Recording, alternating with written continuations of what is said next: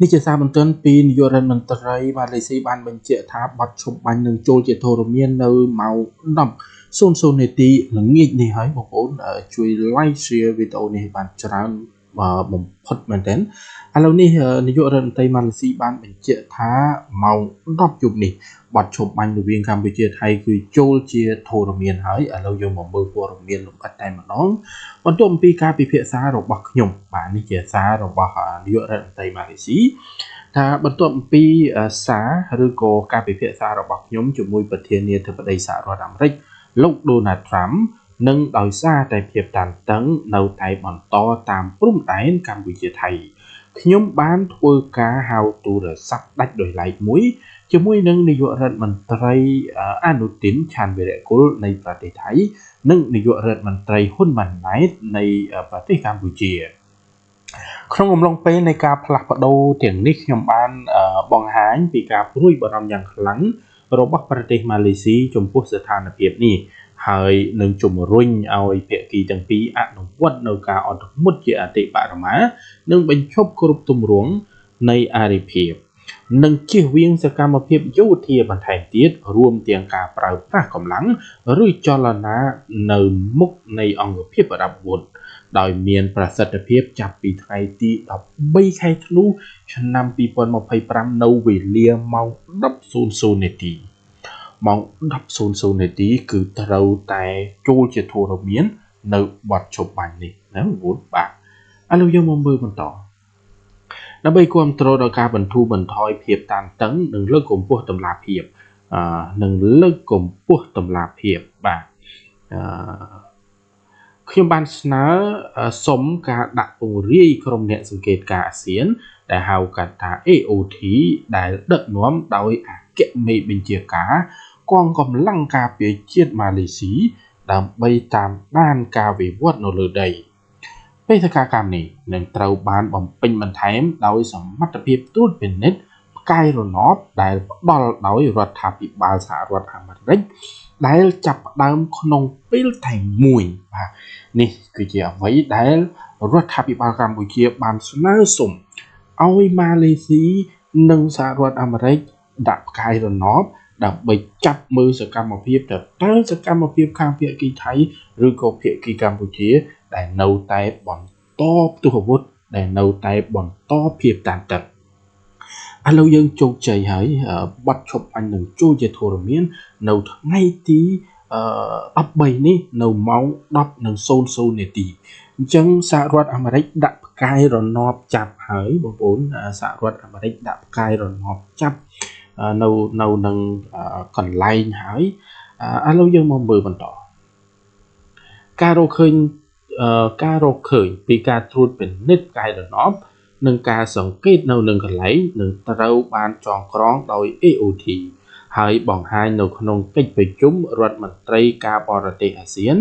នៅថ្ងៃអង្គារទី16ខែធ្នូរបាយការណ៍នេះនឹងផ្ដល់នូវការពន្យល់ដ៏ច្បាស់លាស់អំពីស្ថានភាពរួមទាំងជំហររបស់ភាគីទាំងពីរក្នុងផលប្រយោជន៍នៃការទទួលខុសត្រូវនិងកសាងទំនុកចិត្តនិងរក្សាសន្តិភាពនិងស្ថិរភាពនៅក្នុងតំបន់បាទអញ្ចឹងអាមេរិកអត់និយាយច្រើនទេបងប្អូនបើទោះបីជាអនុទានឆាន់វរៈគុលនឹងបានប្រកែកថាមិនចង់គោរពបទព្រមព្រៀងបទឈប់បាញ់អីក៏ដោយប៉ុន្តែអាមេរិកបានដាក់ផ្កាយរណបហើយបងប្អូនអាមេរិកដាក់ផ្កាយរណបហើយដូច្នេះចាប់ពីម៉ោង 12 នេះទៅគឺអ្នកណាដែលបង្កភាពតានតឹងគឺគេចាប់ផ្ដើមចាប់ហើយថ្ងៃទី16ខែធ្នូនេះគឺគេចាប់ផ្ដើមធ្វើនៅរបាយការណ៍ដើម្បីធ្វើបទបង្ហាញដោយ AOT តែម្ដងអញ្ចឹងនេះជារឿងមួយសំខាន់មែនទែនហើយយើងសង្ឃឹមថាថៃវានឹងមិនហ៊ានទេពាក់ព័ន្ធនឹងចំណុចនេះ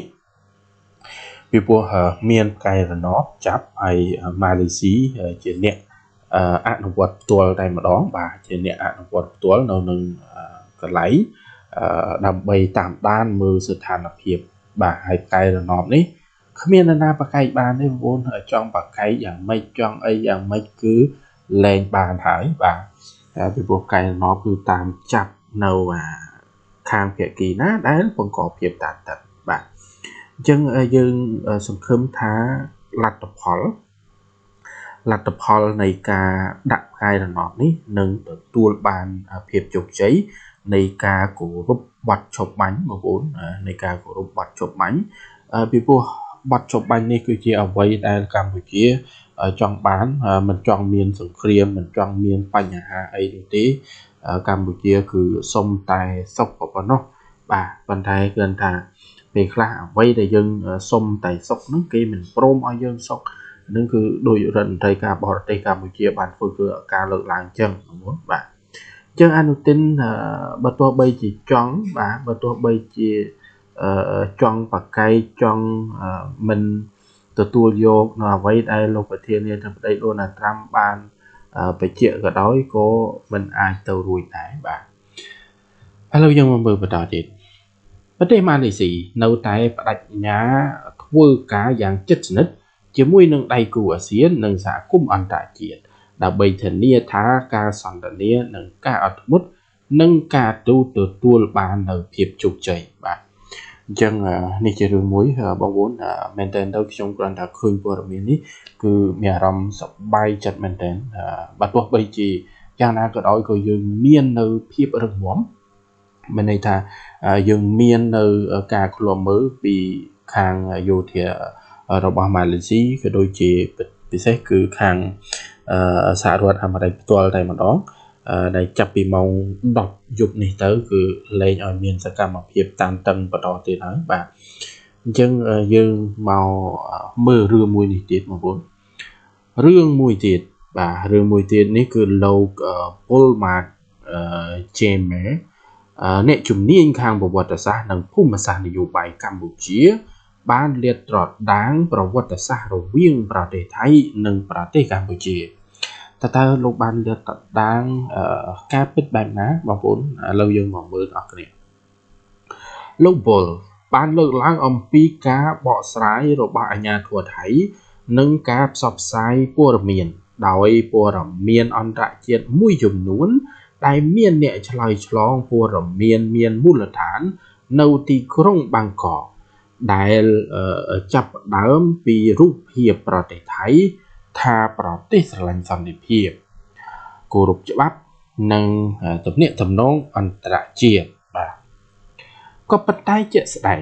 គឺខុសពីការពិតទាំងស្រុងដោយចាប់ពីសតវត្សទី12ប្រទេសថៃគឺសៀមនេះឯង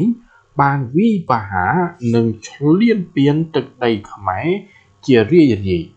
រហូតដល់ការដាក់អាណានិគមដោយបារាំងទើបសៀមបញ្ឈប់ការឆ្លៀនពៀន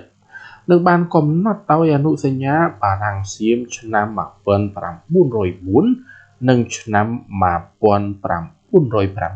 1907ហើយនៅពេលដែលកម្ពុជាទទួលបានឯករាជ្យវិញនៅឆ្នាំ1953ប្រទេសថៃបានបដិសេធមិនទទួលស្គាល់អព្យាក្រឹតភាព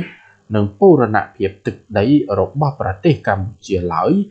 ដោយប្រទេសថៃបានញុះញង់ឲ្យកើតមានអំពើភេរវកម្មរបស់កងជីវពលខ្មែរមួយក្រុមដែលចង់ផ្ដួលរំលំសម្ដេចនរោត្តមសីហនុបាទ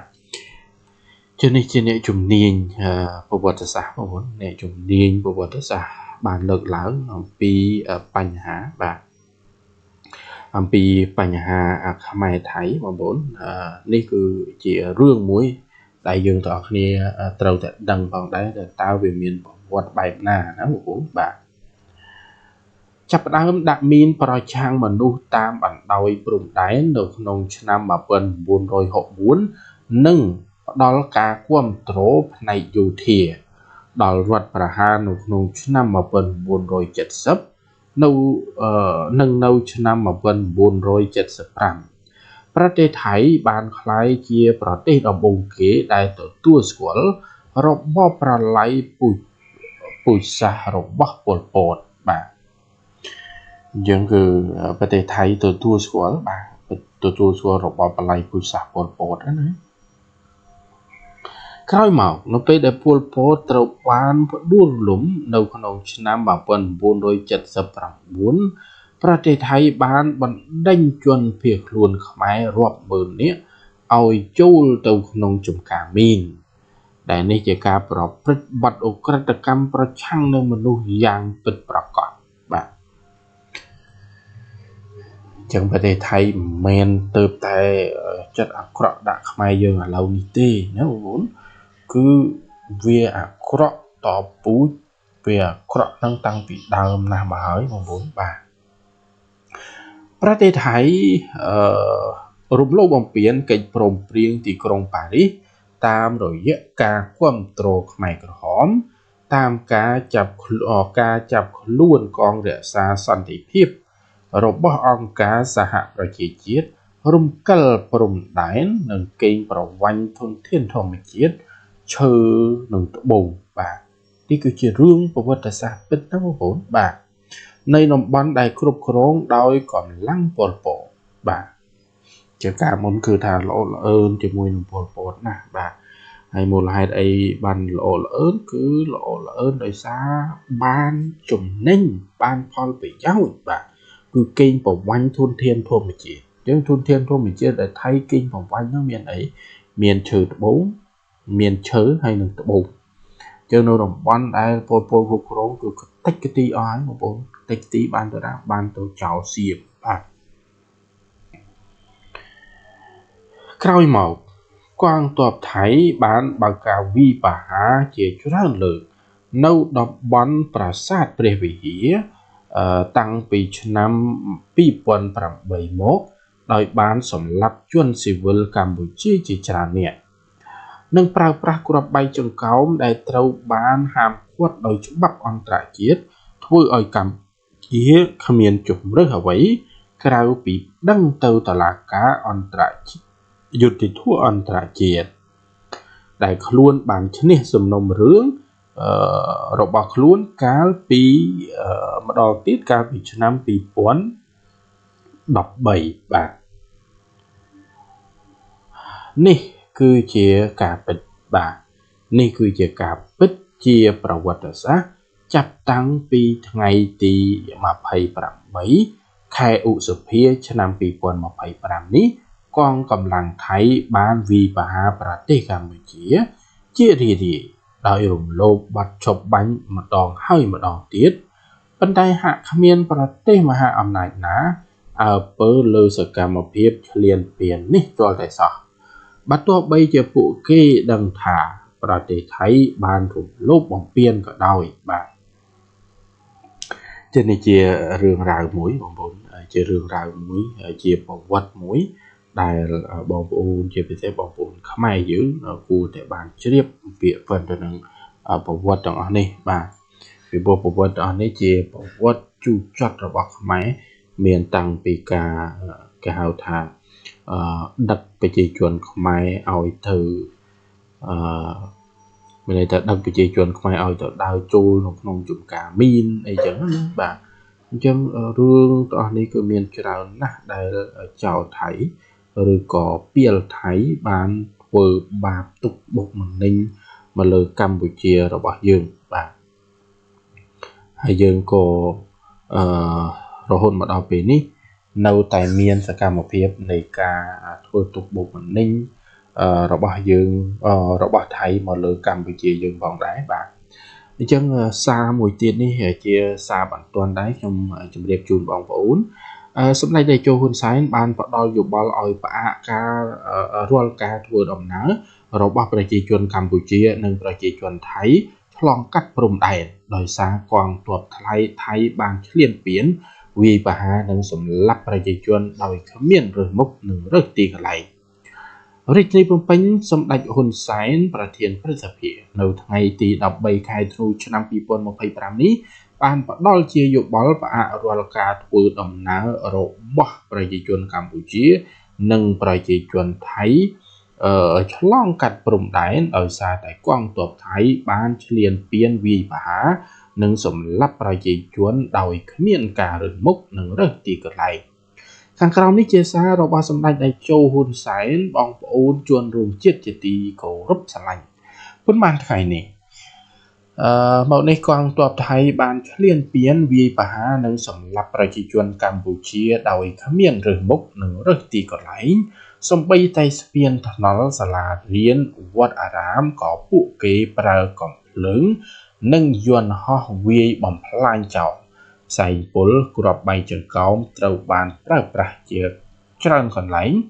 រាប់ទាំងកន្លែងដែលមានពលរដ្ឋថៃរស់នៅនិងធ្វើការនៅទឹកដីកម្ពុជាផងដែរក្នុងសភាពការបែបនេះក្នុងនាមប្រធានព្រឹទ្ធសភាប្រធានគោរពឧត្តមប្រឹក្សាផ្ទាល់ព្រះមហាក្សត្រនិងជាប្រធានគណៈបកកាន់អំណាចសូមជូនយោបល់ទៅកាន់នាយករដ្ឋមន្ត្រីកម្ពុជានិងរាជរដ្ឋាភិបាលពិចារណាលើការផ្អាករាល់ការធ្វើដំណើររបស់ប្រជាជនកម្ពុជានិងប្រជាជនថៃឆ្លងកាត់ព្រំដែនពលរដ្ឋកម្ពុជាដែលកំពុងតែស្ថិតនៅក្នុងប្រទេសថៃត្រូវបន្តរស់នៅនិងធ្វើការនៅក្នុងប្រទេសថៃនិងពលរដ្ឋថៃដែលកំពុងរស់នៅនិងធ្វើការនៅកម្ពុជាត្រូវបន្តស្ថិតនៅកម្ពុជារហូតបាត់ឈប់បាញ់ត្រូវបានអនុវត្តពេញលេញវិធានការនេះគឺដើម្បីធានាសុវត្ថិភាពប្រជាជនកម្ពុជានិងប្រជាជនថៃកុំឲ្យមានគ្រោះថ្នាក់នៅពេលដែលធ្វើដំណើរជាពិសេសធ្វើដំណើរឆ្លងកាត់ព្រំដែននិងប្រជាជនថៃដែលកំពុងរស់នៅប្រទេសថៃនិងប្រជាជនថៃមេត្តាយោគយល់សូមរាជរដ្ឋាភិបាលជួយការពារសុវត្ថិភាពប្រជាពលរដ្ឋថៃដែលកំពុងរស់នៅកម្ពុជាកុំឲ្យពួកគេរងគ្រោះដោយគ្រាប់កាំភ្លើងឬគ្រាប់បែកឬផ្សែងពុលរបស់ថៃបាទនេះជាអ្វីដែលសម្ដេចតេជោបានធ្វើការលើកឡើងបាទអញ្ចឹងសម្រាប់ព័ត៌មាននេះគឺយើងមានប៉ុណ្ណឹងបងប្អូនជួបគ្នានៅព័ត៌មានឬក៏ព្រឹត្តិការណ៍ថ្មីៗជាបន្តទៀតខណៈពេលនេះខ្ញុំបាទសូមអរគុណសូមគោរពលា